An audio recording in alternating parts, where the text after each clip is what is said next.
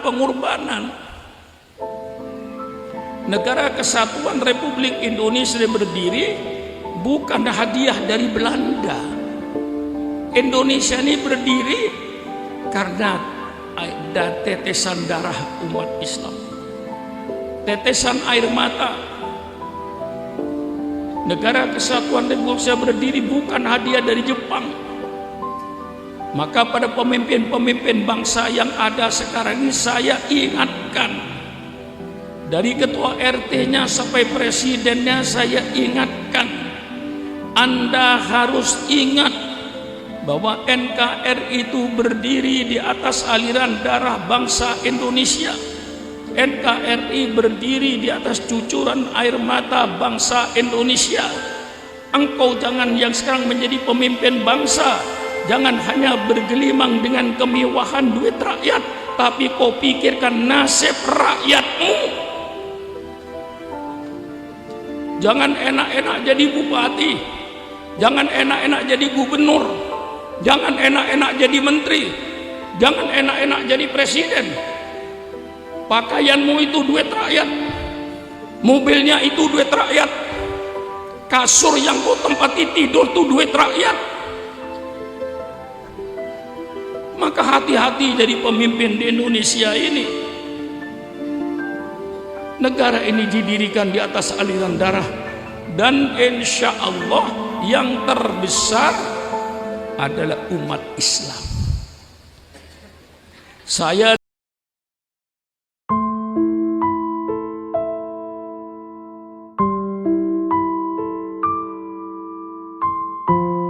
Alhamdulillahi Rabbil Alamin, wassalatu wassalamu ala asrafil anbiya'i wal mursalin, sayyidina wa habibina wa syafi'ina wa maulana Muhammad wa ala alihi wa ashabihi ajma'in. Subhanaka la ilma lana illa ma 'allamtana innaka antal alimul hakim. La haula wa la quwata illa billahil aliyil azim. Amma ba'du. Para alim ulama yang saya muliakan, wabil khusus al-mukarram Kiai Abdul Mu'in bin Kiai Abdul Rahim selaku pengasuh Pondok Pesantren Miftahul Huda, seluruh pejabat-pejabat pemerintah setempat, Bapak Wali Kota yang wakil Wali Kota yang saya hormati, dari kepolisian dan dari militer yang saya hormati, hadirin dan hadirat sekalian yang berbahagia. Alhamdulillah, pada hari ini kita mengenang sejarah dari Pondok Pesantren Miftahul Huda dengan adanya haul almarhum Al-Maghfurlah Kiai Haji Abdul Rahim ini sebagai pengasuh Pondok Pesantren Miftahul Huda. Para ulama ini biasanya yang diperingati itu meninggalnya. Kalau para nabi itu rata-rata yang diperingati itu hari lahirnya. Terbalik, tidak sama. Mengapa? Kalau nabi itu kok lahirnya? Karena yang jelas kalau nabi itu lahirnya akan membawakan perubahan, membawa petunjuk Allah, akan membawa satu peradaban.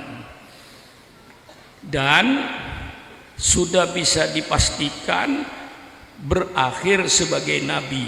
Tidak ada nabi berhenti di tengah jalan. Lain dengan para ulama. Para ulama itu diperingati wafatnya. Na'udzubillah, karena banyak ulama yang berhenti di tengah jalan. Ulama istiqomah disanjung-sanjung, akhirnya kadang-kadang lalu dihina. Jadi kalau tidak semua ulama mulai timbul sampai wafat ulama belum tentu. Banyak ulama-ulama naudzubillah yang berhenti di tengah jalan. Maka yang diperingati di holnya, wafatnya. Karena kalau wafatnya sudah pasti ini ulama yang berakhir tetap jadi ulama sampai wafatnya ulama, lalu dikenang baktinya. Kita mengenang ulama, mengenang baktinya. Terima kasih baik kepada keluarga besar Bapak Ki Abdul Rahim, baik kepada pengasuh yang ada sekarang Ki Abdul Muin. Saya ucapkan terima kasih atas segala baktinya kepada bangsa, baktinya kepada negara, baktinya kepada agama melalui jalur pendidikan agama untuk membentuk putra-putra bangsa yang beriman dan yang bertakwa kepada Allah, supaya negara ini tidak diisi oleh orang-orang yang tidak bertakwa kepada Allah, diisi oleh bajingan-bajingan, diisi oleh perampok-perampok rakyat, supaya dipimpin oleh orang yang beriman kepada Allah, yang bertakwa kepada Allah, yang mereka menginginkan surga dan menginginkan takut kepada neraka. Ini pemimpin yang kita cari, pemimpin yang kepingin surga dan pemimpin yang takut sama neraka. Kalau pemimpin kita tidak ingin surga dan tidak ingin neraka, tidak takut sama neraka, maka ketika memimpin bangsa semau-maunya, sakarep dhewe. Nah, ini berbahayanya. Maka para ulama ini konsentrasi untuk menciptakan anak bangsa yang beriman kepada Allah, bertakwa kepada Allah dengan segala pengorbanannya. Ini pondok pesantren, dan pondok pesantren mulai pendidikan nasional yang tertua di Indonesia itu. Diakui atau tidak diakui, saya tidak minta pengakuan, karena sudah fakta.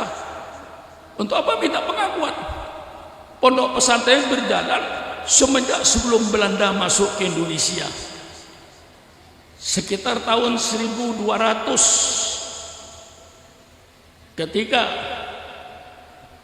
Majapahit mengalami krisis moral, disitulah didatangkan seorang wali min auliyaillah, Raden Rahmatullah Sunan Ampel. Dialah pertama kali yang mendirikan pondok pesantren di Indonesia ini, dengan dididik putra-putranya yang akhirnya juga jadi wali songo juga. Alhamdulillah, karena keikhlasan daripada yang mendidik dengan segala pengorbanan dan pengorbanan. Oleh sebab itu selalu saya menitik beratkan dalam pidato saya ini pengorbanan dan pengorbanan. Karena tidak ada satu cita-cita, tidak ada satu kemauan yang akan berhasil tanpa adanya pengorbanan. Ini intinya. Ya, dalam Islam sampai ada hari raya kurban. Nah, itu menunjukkan bahwa pengorbanan. Negara Kesatuan Republik Indonesia berdiri bukan hadiah dari Belanda. Indonesia ini berdiri karena ada tetesan darah umat Islam, tetesan air mata. Negara Kesatuan Republik Indonesia berdiri bukan hadiah dari Jepang. Maka pada pemimpin-pemimpin bangsa yang ada sekarang ini saya ingatkan, dari ketua RT-nya sampai presidennya saya ingatkan, Anda harus ingat bahwa NKRI itu berdiri di atas aliran darah bangsa Indonesia. NKRI berdiri di atas cucuran air mata bangsa Indonesia. Engkau jangan yang sekarang menjadi pemimpin bangsa, jangan hanya bergelimang dengan kemewahan duit rakyat, tapi kau pikirkan nasib rakyatmu. Jangan enak-enak jadi bupati, jangan enak-enak jadi gubernur, jangan enak-enak jadi menteri, jangan enak-enak jadi presiden. Pakaianmu itu duit rakyat, mobilnya itu duit rakyat, kasur yang kau tempati tidur tuh duit rakyat. Maka hati-hati jadi pemimpin di Indonesia ini. Negara ini didirikan di atas aliran darah, dan insya Allah yang terbesar adalah umat Islam. Saya tidak mengurangi kelompok-kelompok lain yang ikut berjuang, tapi yang pasti Pak Wali Kota, umat Islam lah yang terbesar andilnya, sahamnya. Maka umat Islam jangan dikambing hitamkan. Yang mendingan DKRI itu para ulama. Baca sejarah. Saya bukan omong kosong. Kalau ingin tahu siapa yang paling besar kontribusinya terhadap NKRI ini, persilakan pemerintah adakan sensus kuburan. Tapi yang saya maksud Kiai Abdul Muin bukan kuburan umum. Alhamdulillah, setiap kabupaten mesti ada taman pahlawannya.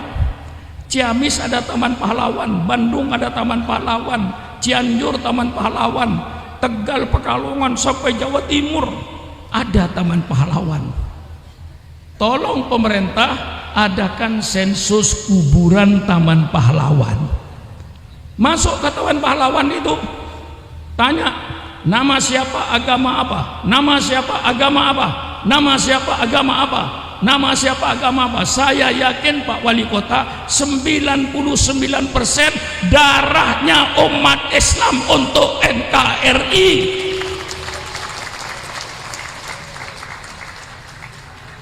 Hargailah yang paling besar sahamnya ini, dengan tidak mengurangi kelompok-kelompok lain, tapi yang pasti adalah umat Islam terbesar sahamnya. Malah kalau seandainya ulama waktu itu tidak toleransi, NKRI tidak ada. Saya baca sejarah, ya untung Pak Wali Kota masih ada orang tua seperti saya ini,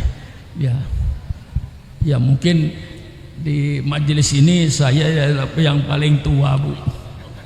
Ya, umur saya tahu, Bu, sudah umur 85 tahun Masehi.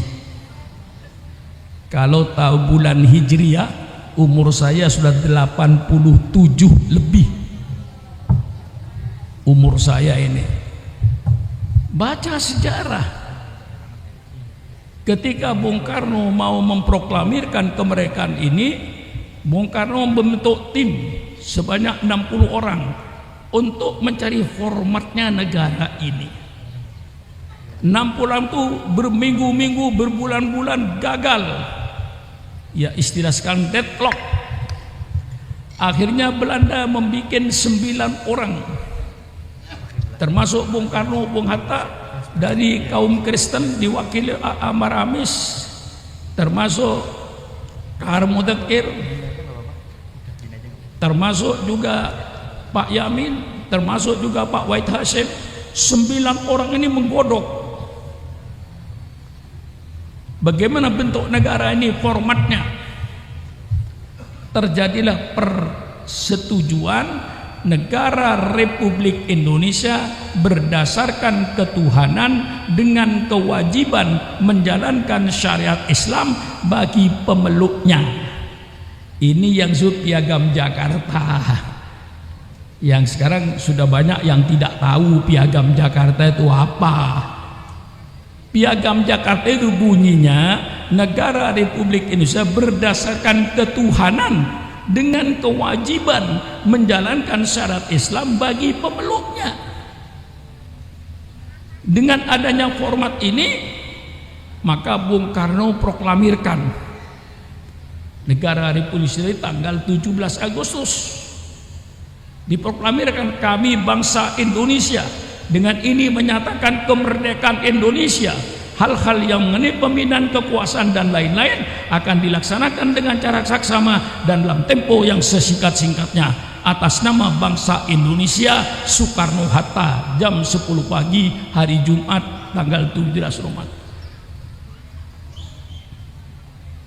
Apa yang terjadi?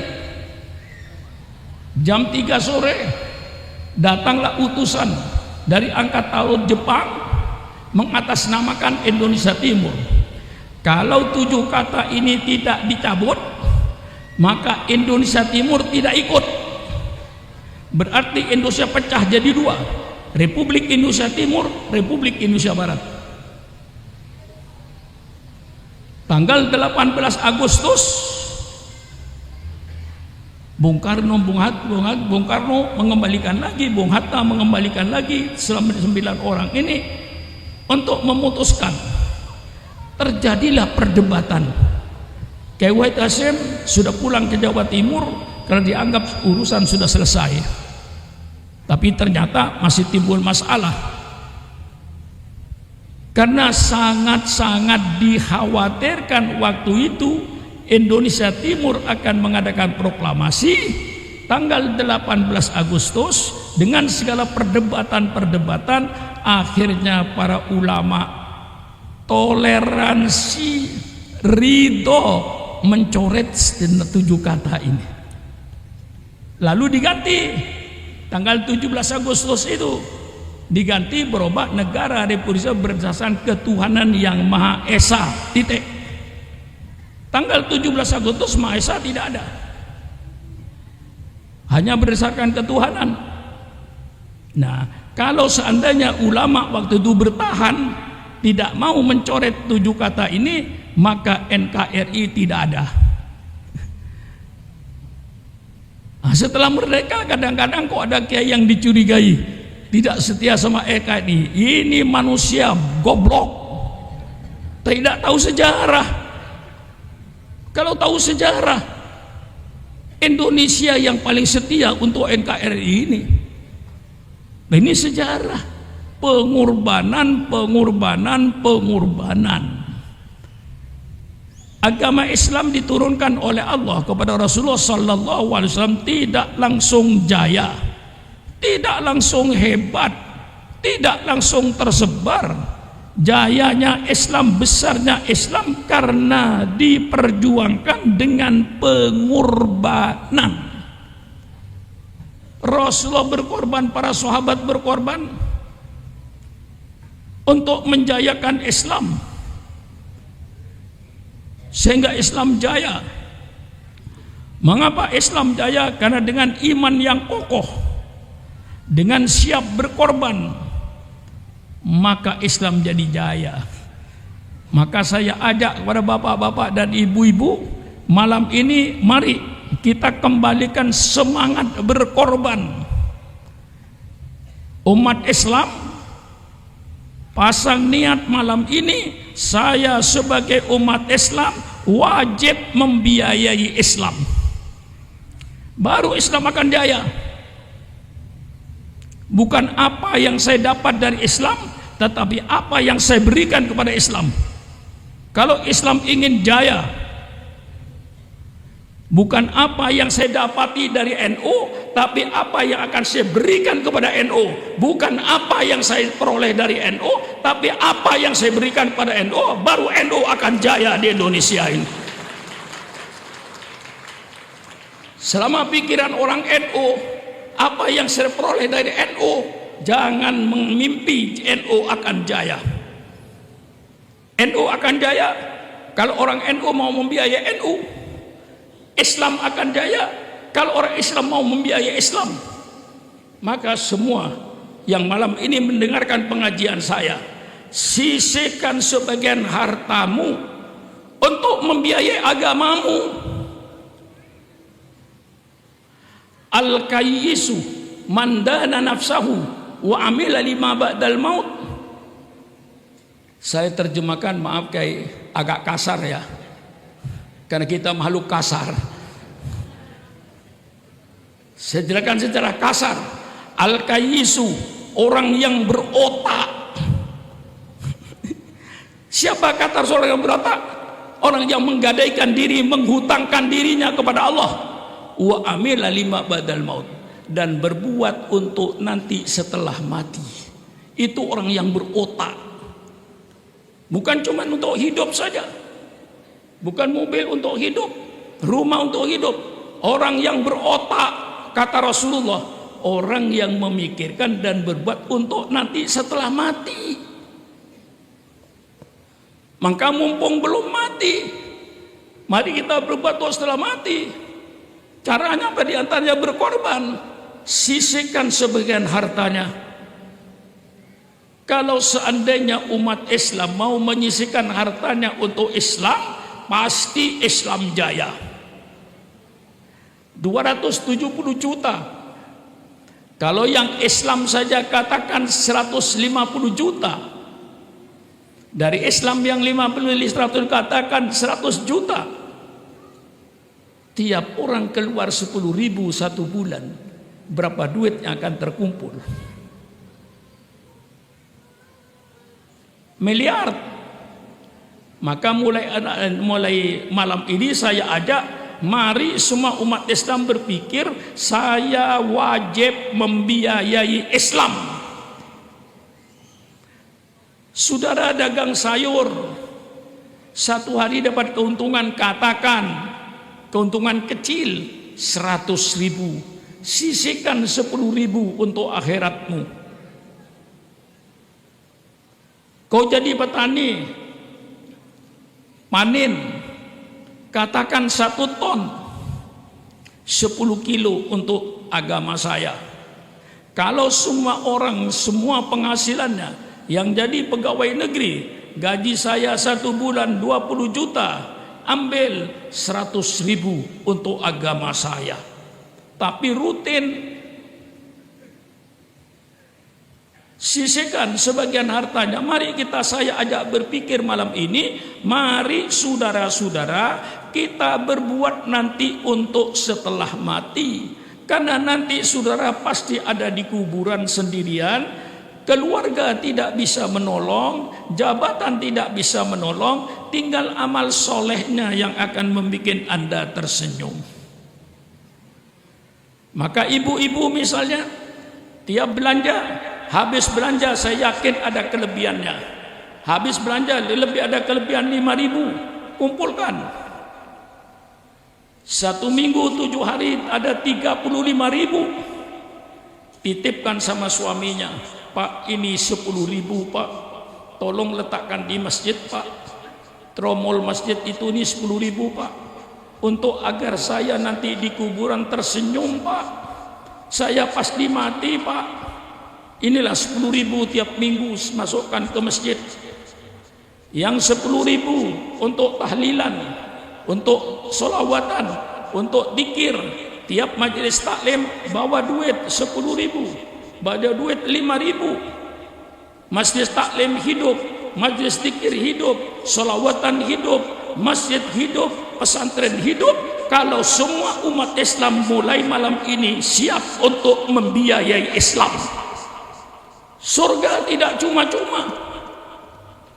Ini selalu saya titipkan pengorbanan. Ini jiwa pengorbanan sekarang yang hilang. Ingatan pada kuburan sudah hilang. Maaf, apalagi ibu-ibu ya umurnya sudah 55-60 tahun Bu. Saya kira sudah nggak usah pakai gelang emas Bu, nggak nambah cantik.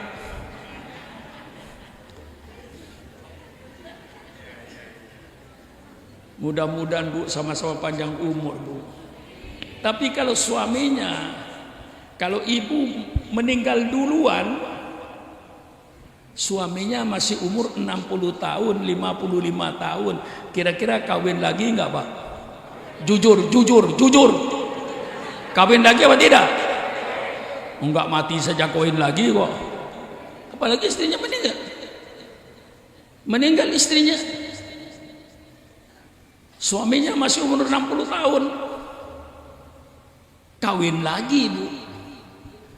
Dibuka lemarinya Bu, diambil gelang ibu, dipakaikan sama istri mudanya. Kira-kira ibu di kuburan gigit jari apa tidak? Kira-kira gigit jari apa tidak?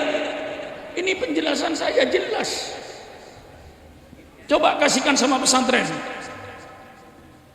Ini Kiai, gelang saya untuk membangun pesantren, untuk kebutuhan pesantren.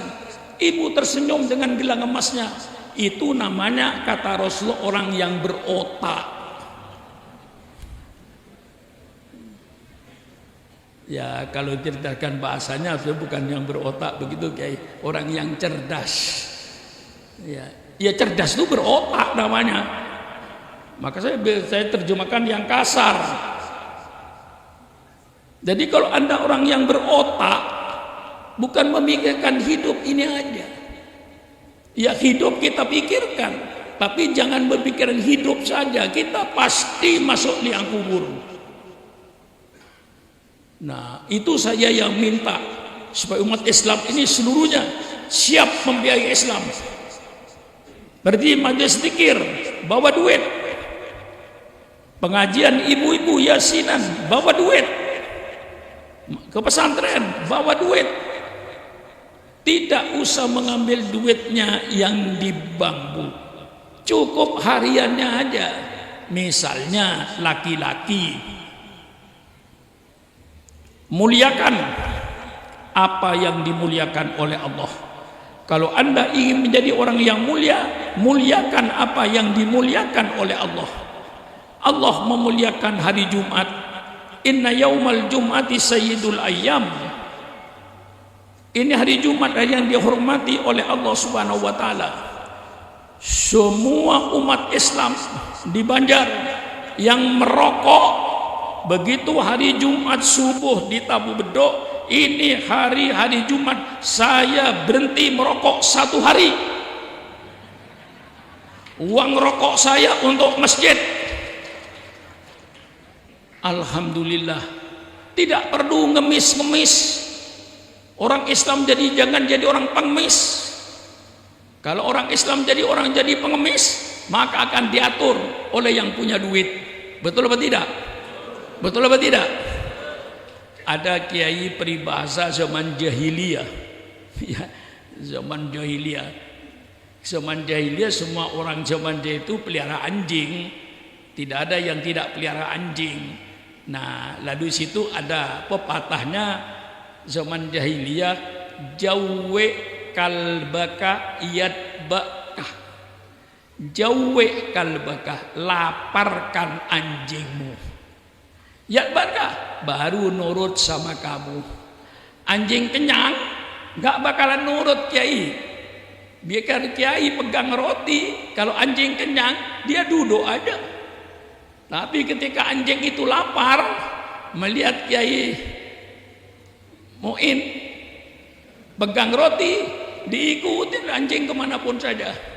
Maka ulama-ulama Indonesia, kau jangan jadi anjing lapar.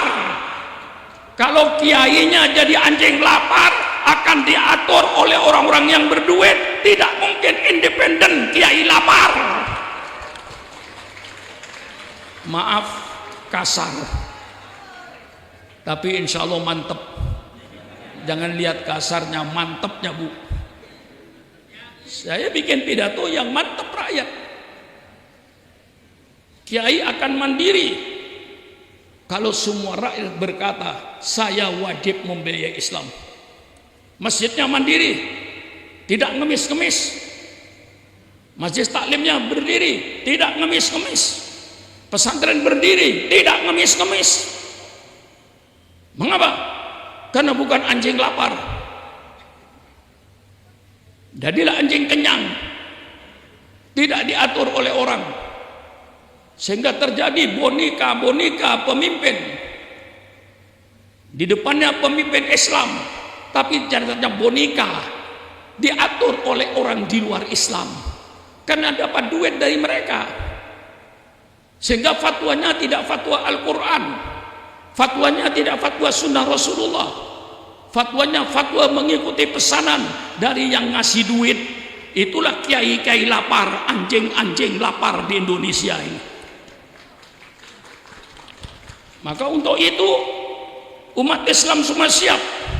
Saya wajib membiayai Islam. Sisihkan 2% dari pendapatannya setiap hari.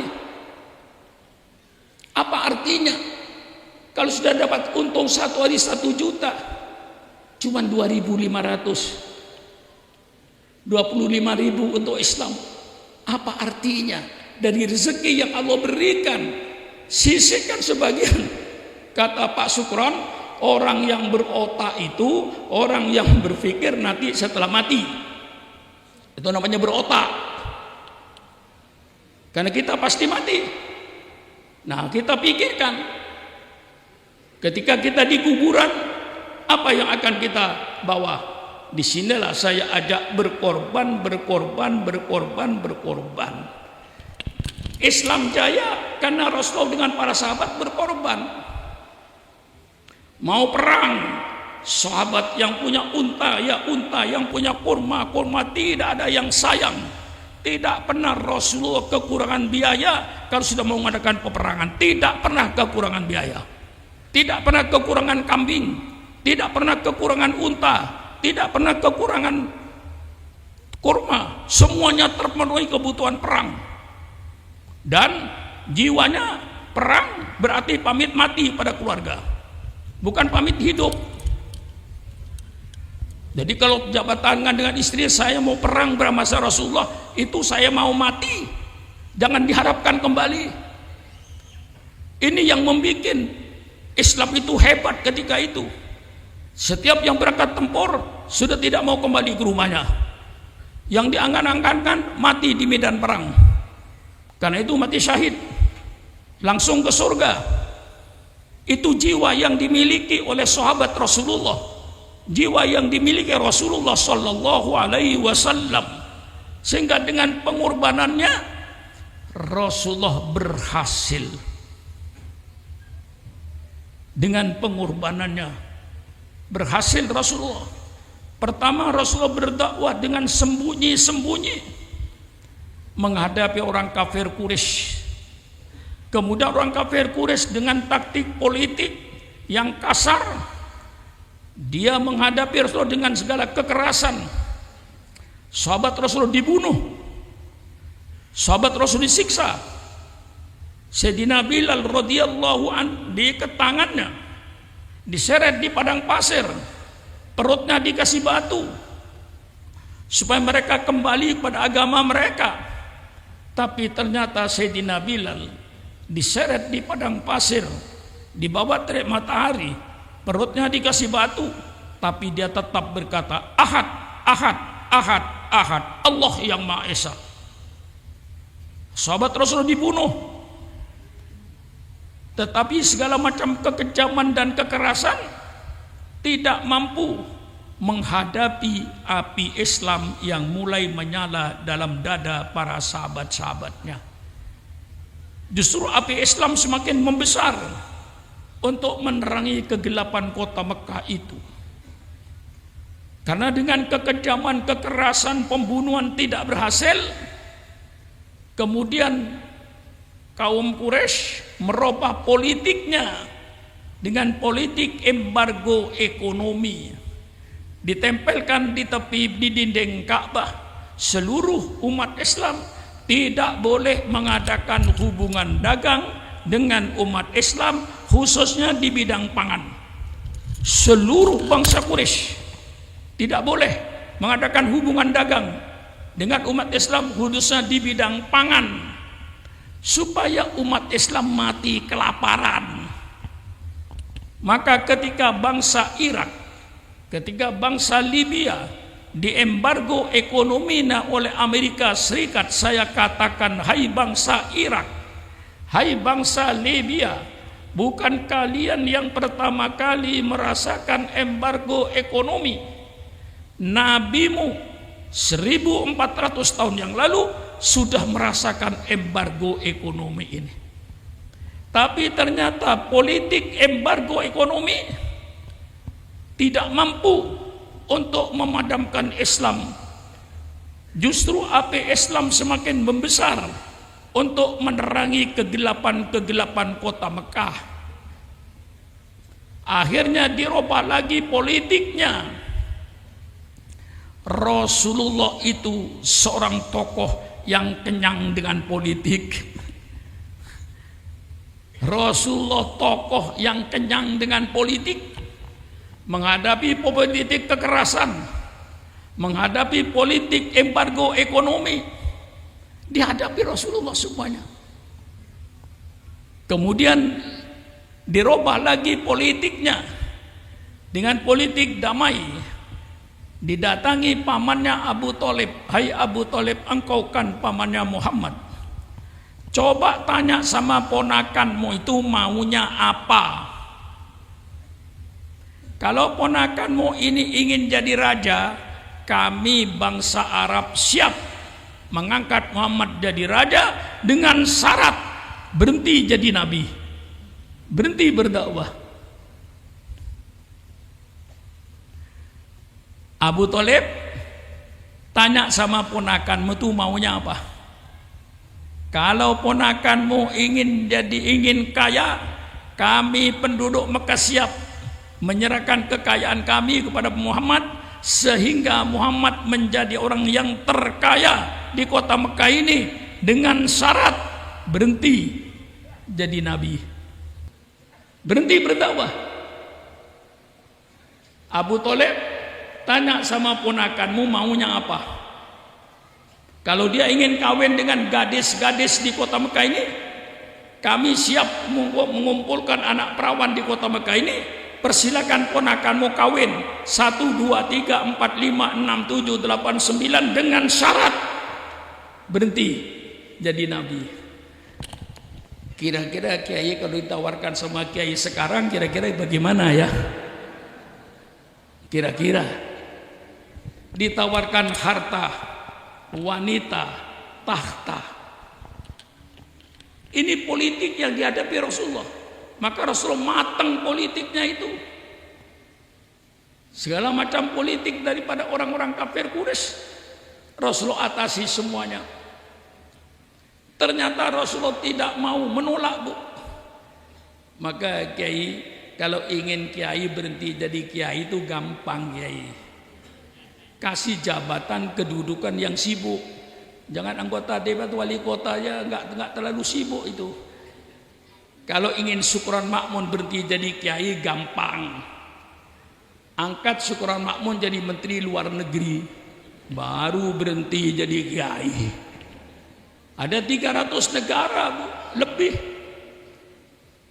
Kalau satu negara saya keliling 3 hari aja. Diundang Kiai Abdul Mu'in.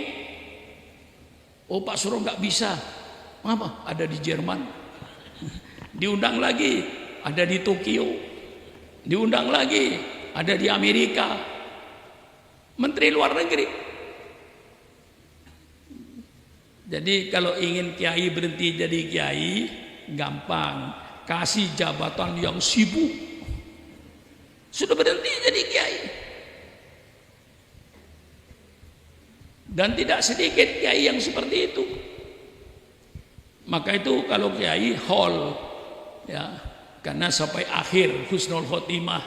Kalau Nabi sudah pasti husnul khotimah, maka kelahirannya yang kita ingat karena membawa peradaban yang hebat. Nah, kalau kiai diholin karena husnul khotimah, ingatin jasanya. Ini mengapa kalau kiai hol, kalau Nabi kok hari kelahirannya. Saya jelaskan. Dengan segala macam cara politik dia hadapi gagal. Akhirnya di dalam tafsir Tabari, orang kafir Quraisy mengadakan musyawarah yang dihadiri oleh iblis dari Najd yang berpakaian bagus. Orang Mekah tidak kenal, dari mana Anda? Saya dari Najd. Mendengar Anda mau menekan musyawarah, saya mau hadir, ingin menyumbang pikiran. Dijelaskan oleh Abu Jahal dengan kekerasan, dengan kekejaman, dengan pembunuhan, gagal. Embargo ekonomi, gagal. Ditawarkan harta, wanita, tahta, gagal. Ini Nabi Muhammad kenyang dengan politik. kenyang naguan dengan politik, matang politiknya. Kemudian kata Abu Jahal, kalau begitu tangkap saja Muhammad, masukkan penjara. Kalau Muhammad masuk desa, keluar desa, masuk kampung, keluar kampung, Muhammad itu ucapannya manis, gampang diterima oleh pengikutnya. Tangkap saja Muhammad, masukkan penjara. Iblis angkat tangan, sia-sia kau menangkap Muhammad. Muhammad itu bangsa Quraisy, bangsa yang terhormat di negeri Mekah ini, maka mesti sukunya akan menjaga kehormatan keluarganya. Masa keluarganya orang terhormat dimasukkan penjara, maka nanti pasti akan dibela oleh keluarganya. Dan kalau keluarganya sudah membela bangsa Quraisy, kita tidak bisa berbuat apa-apa. Sia-sia kau menangkap Muhammad. Karena ditangkap sia-sia, Abu Jahal berkata, kalau begitu usir saja Muhammad ke luar negeri supaya tidak ada di negeri Mekah. Iblis berkata, oh, ini usul sangat-sangat berbahaya. Kalau Muhammad diusir ke luar negeri, nanti di luar negeri Muhammad itu berdakwah, pengikutnya banyak, pasti nanti negara kami akan diserang dari luar negeri. Bahaya ini usul. Di penjara tidak ada gunanya, diusir ke luar negeri malah berbahaya.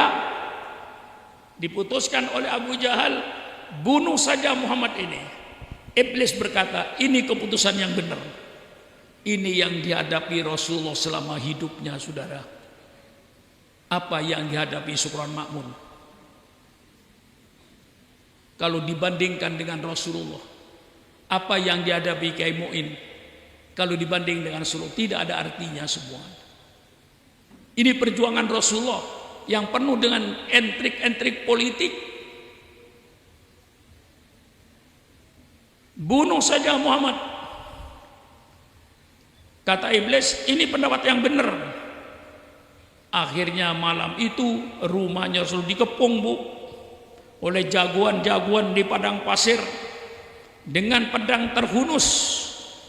Perintah Abu Bakar, perintah Abu Jahal, Muhammad keluar, jangan dikasih kesempatan berbicara, langsung potong lehernya. Kalau dia berbicara nanti punya alasan menang lagi, langsung potong. Di tengah malam yang mencekam, Bu, rumahnya sudah tidak ada peluang-peluang untuk dilewati. Semuanya sudah penuh orang kafir Quraisy dengan pedang terhunus. Malam yang mencekam dan menakutkan itulah malaikat Jibril turun. Ya Rasulullah, malam ini Allah perintahkan kau supaya meninggalkan kota Mekah ini. Ya Allah, bagaimana perasaan Rasulullah di tengah malam yang dikepung dengan pedang? Perintahnya supaya meninggalkan kota Mekah. Kota Mekah, kota yang dicintai Rasulullah. Bagaimana tidak? Kota Mekah tempatnya dia dilahirkan. Setiap orang mesti cinta kepada kampung di mana dia dilahirkan. Rasulullah mencintai kota Mekah. Malam itu diperintahkan untuk meninggalkan kota Mekah. Inilah lalu Kiai mengadakan Muharraman. Hijrahnya Rasulullah. Ini sejarah hijrahnya Rasulullah. Dengan isyarat dari Allah, Rasulullah ngambil pasir, baca qul a'udzu huwallahu ahad, qul a'udzu bil falaq, qul a'udzu bin nas, lalu membaca ayat kursi, lalu membaca sebagian surat Yasin, wa ja'alna min baini aydihim saddan wa min khalfihim saddan fa usainahum fahum la yubsirun. Ambil pasir, semua mereka tertidur. Rasulullah keluar dengan keadaan yang sangat mencekam. Seandainya ada satu saja yang bangun, mesti leher Rasulullah putus. Langsung menuju ke rumahnya Abu Bakar Siddiq radhiyallahu anhu tengah malam yang gelap ini. Abu Bakar kaget, ada apa Rasulullah? Allah perintahkan saya dan kau malam ini untuk meninggalkan kota Mekah. Tengah malam yang gelap mencekam, Sayyidina Abu Bakar tidak menolak.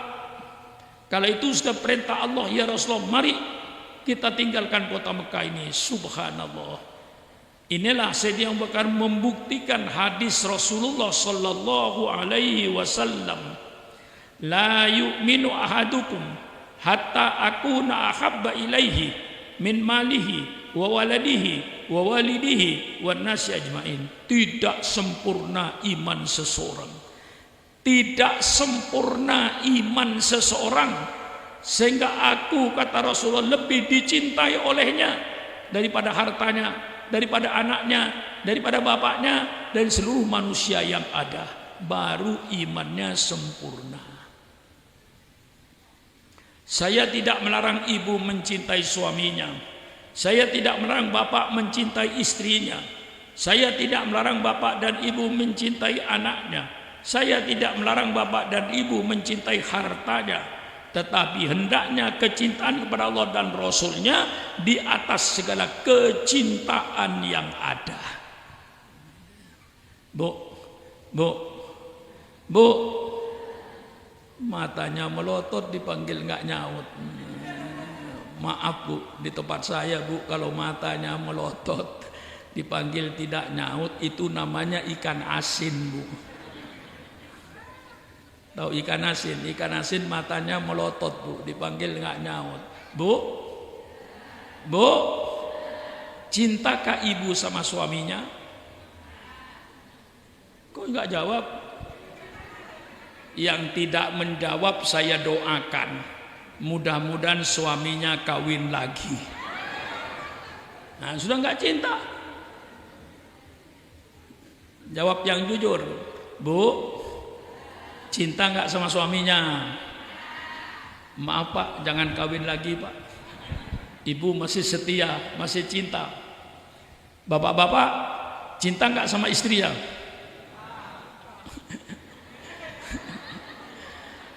Bu, ini rahasia bu ya. Yang tidak menjawab itu bu, dan yang setengah-setengah jawabannya itu dia sudah mempunyai persiapan di luar rumah bu. Nah, itu urusan saudara, bukan urusan saya. Yang penting dalam hadis, cintai Rasulullah di atas segala kecintaan. Cinta sama istri, cinta sama anak, cinta sama harta, tapi cintanya sama Rasulullah di atas segala kecintaan yang ada. Baru itu imannya sempurna. Abu Bakar membuktikan, dia tidak mikirkan hartanya, tidak mikirkan rumahnya, tidak mikirkan anaknya. Malam gelap gulita dia keluar bersama Rasulullah menuju Jabal Thur. Di Jabal Thur inilah Rasulullah istirahat karena sudah berjalan kurang lebih 5 km jalan kaki, istirahat. Paginya Abu Jahal datang ke rumahnya Rasulullah, langsung bertanya, mana kepalanya Muhammad? Mereka menjawab, Muhammad belum keluar. Didobrak pintunya, ternyata Nabi Muhammad tidak ada, yang ada Sayyidina Ali karramallahu wajhah. Kemana Muhammad? Saya tidak tahu, saya tidur.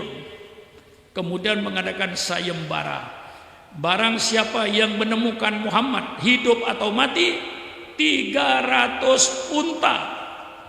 Kalau ukuran Banjar, 300 unta itu sama dengan 900 kerbau. 1 unta sama dengan 3 kerbau harganya. Semuanya berpacu mencari. Ya, di kota Mekah yang penduduknya tidak banyak dan umumnya padang pasir, cepat ketahuan ada 4 kaki. Ini pasti kakinya Abu Bakar, ini pasti kakinya Muhammad. Telusuri. Wa makaru wa makarallah wallahu khairul makirin. Mereka mengadakan tipu muslihat dan Allah menjawab tipuan mereka dengan sebaik-baiknya.